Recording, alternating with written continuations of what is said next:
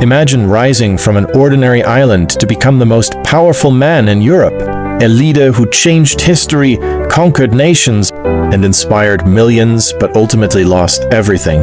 This is the incredible story of Napoleon Bonaparte, one of the greatest military commanders the world has ever known. Napoleon was born on August 15, 1769, on the Mediterranean island of Corsica, shortly after France had taken control of it. His family was not wealthy, but they believed education could change their future. At just 9 years old, Napoleon was sent to military school in mainland France. Life there was difficult. He spoke French with a strong Corsican accent, and many classmates mocked him. He was often lonely and spent countless hours reading books about history, war, and famous leaders such as Alexander the Great and Julius Caesar.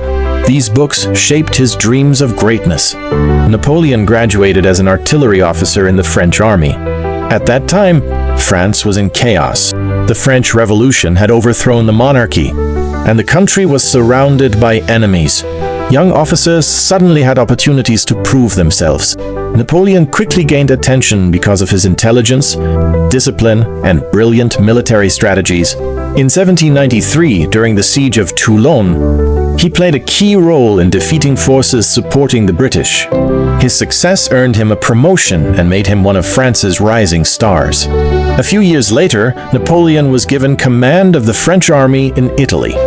Many believed the army was too weak to win. The soldiers were poorly equipped and exhausted, but Napoleon inspired them with powerful speeches. He told them that glory and victory awaited those who fought with courage. Against all expectations, he defeated much larger Austrian armies again and again. His victories shocked Europe and made him a national hero. In 1798, Napoleon launched an ambitious campaign in Egypt. He hoped to weaken Britain's trade routes to India. Although he won important battles on land, the British Navy, led by Admiral Horatio Nelson, destroyed the French fleet at the Battle of the Nile. Even though the Egyptian campaign was not a complete success, Napoleon returned to France as a celebrated leader. France was still facing political instability. In 1799, Napoleon seized power in a bloodless coup and became the first consul of France. Over the next few years, he introduced reforms that transformed the country. He improved education, strengthened the economy, modernized the legal system, and created the Napoleonic Code, a set of laws that influenced legal systems around the world and continues to affect many countries today.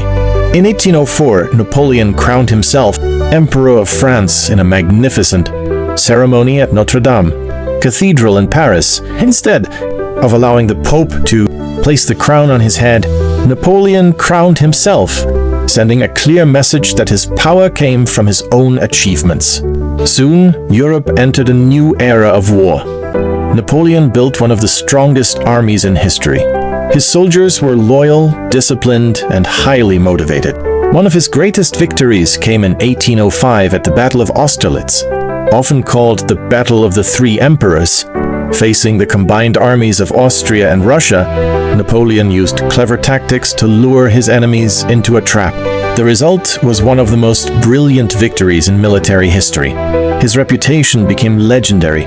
Over the next few years, Napoleon defeated Prussia, Austria, and many other European powers. At the height of his empire, he controlled or influenced much of continental Europe. Kings feared him, generals admired him. His enemies struggled to stop him. However, success brought new challenges. Napoleon wanted to weaken Britain by blocking European trade with the island nation through the continental system, but many countries suffered economically, and some refused to cooperate. In 1812, Napoleon made what many historians consider his greatest mistake. He invaded Russia with an army of more than 600,000 soldiers, one of the largest forces ever assembled.